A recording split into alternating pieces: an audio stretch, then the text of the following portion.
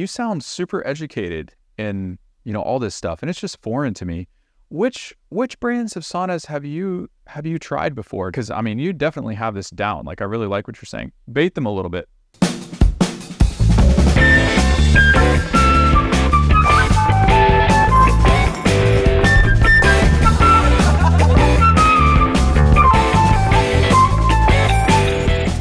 So people have been lied to, but I mean, like when they're talking to sales guys, or they're talking to sales girls, and they're trying to buy a sauna, what are some things, just little tips that you can give to be like, if you hear this, be questioning it. Like, at least be looking out for that.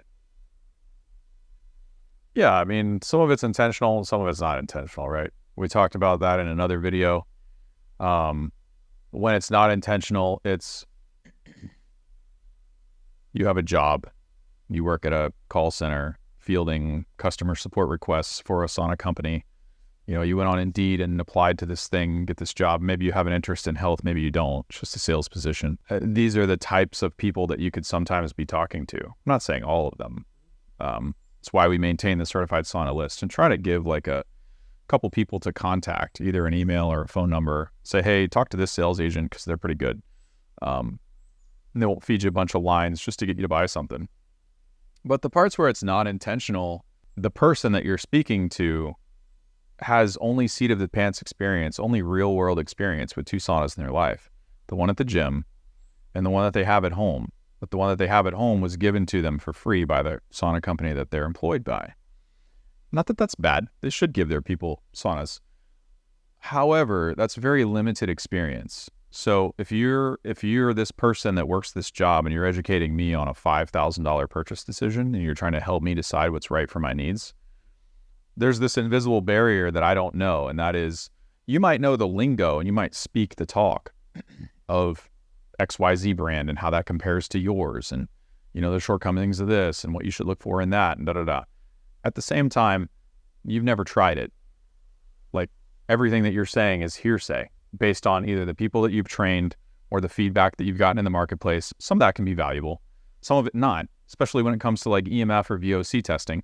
We have people in my Facebook group, I hate to admit this because I try to make the best sauna group possible, the Certified Sauna Community on Facebook. If you're not in there, get in there. But we've got people coming in there saying, oh, my sauna is reading high EMF, and they're using the wrong EMF meter to even test that type of frequency. And what they're showing on the screen is, another source in the house that has nothing to do with the sauna at all. Like, they could be using an RF meter trying to test a sauna heater for electric or magnetic field EMF. It's not even the right equipment. Yet on the screen, it looks like they have something going on in their sauna. However, they don't have any controls in their environment. They have no idea what they're doing. And it appears as though this sauna is bad. And then they run around with this little cell phone video and show that to people. And it's like, well, hold on. For one thing, what you're doing is wrong. Second, you don't even know how to interpret what you have happening. And for third, it has nothing to do with the equipment that you have. So like, everything that you're saying is bad about this sauna company, and everyone else believes it because they also don't know, right? That's part of it. And the other thing is, when you show something like that to a sales agent at a sauna company, usually they don't know either. So they're just jump on that bandwagon. Oh yeah, that sauna is bad. Then they tell everybody else that. Oh, I just had another customer from last week text me a personal video, and she tested this sauna that she was using or bought or whatever, and it was high EMF. And so these ideas get perpetuated when in fact no one is actually like developing controls. When I say control, I mean control in a testing environment. It's where if you're going to do an EMF test, you need to eliminate every other source of EMF in the environment except the equipment that you're testing. That requires a control. That usually has a background amount and things like that. And you know what I mean? So these things, they try to, how do we say? I was going to use the word vigilante. Like the people are policing the space.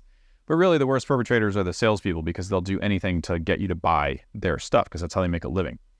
The problem, it gets really bad, is when they do it on purpose, right? And they'll just tell you whatever. Like, oh, our sauna is the best. Here's why. Everyone else's is crap. You should buy this. And if you don't buy this, you're going to get another sauna that has subpar benefits. Well, why is that? how do you know that it gives subpar benefits? Like, if this wasn't your job and this company didn't give you this sauna, would you even pick this? Like, it has no basis in reality. And I mean, this is just an outside perspective. I think that's why it's so valuable, you having the Facebook group and you having this channel and the way that you approach this stuff, because not once have I seen you on camera or off camera push a certain brand based off of some other outside influence that wasn't the performance of the sauna, the ease of like putting it together, and ease of maintenance, the longevity of it, how it looks, how it really like makes you feel, how it reads on meters. Yeah.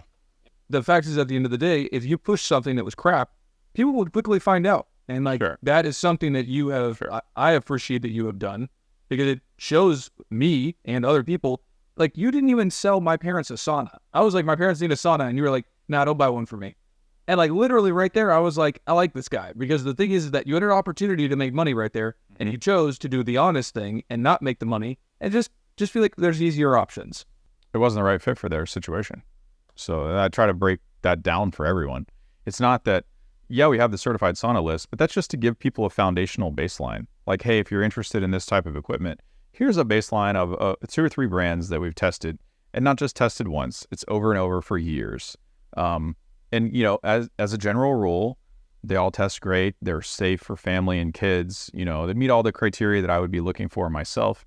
And we have enough experience with them to put together like installation videos that show you how to assemble them. That makes a huge difference in the buying experience, because if you just get a little PDF that you look at on your phone, like we experienced with that other one, you're kind of like, and I do this a lot, and we're kind of like, well, what do we do next? Like, how the heck does this thing go together? Because this diagram doesn't make any sense. It's a big deal for a lot of people.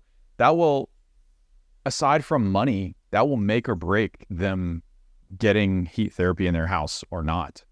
But yeah, I mean, the deceptive stuff is a whole nother deal.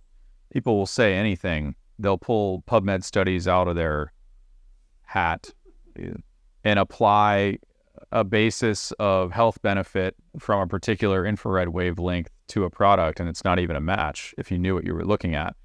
But most consumers don't know that, and the sales agents will take advantage of that because it sounds like they know what they're talking about. There's only so many things that you can do to combat this as a consumer. There's only, because you don't have the knowledge base either to dissect what someone is saying, or to even check to see if it backs out. I mean, somebody can tell you, oh yeah, we have a red light therapy add-on kit for our sauna's full spectrum, or, you know, our far infrared heaters have this wavelength, or, you know, carbon's better than ceramic, or ceramic has you know, there's all these ways that they can spin it.